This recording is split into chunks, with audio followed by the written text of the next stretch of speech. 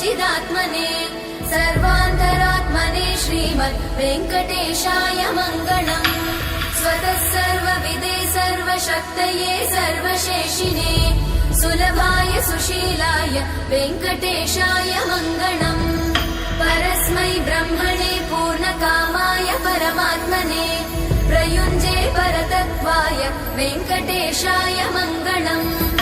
आकालतत्त्वमशान्तमात्मनामनुपश्यताम् अतृप्त्यमृतरूपाय वेङ्कटेशाय मङ्गलम्। प्रायस्वचरणौ पुंसां शरण्यत्वेन पाणिना कृपया दिशते श्रीमद् वेङ्कटेशाय मङ्गलम्। दयामृततरङ्गिण्यास्तरङ्गैरिव शीतलै अपाङ्गै सिञ्चते विश्वं वेङ्कटेशाय मङ्गलम्। स्रग्भूषां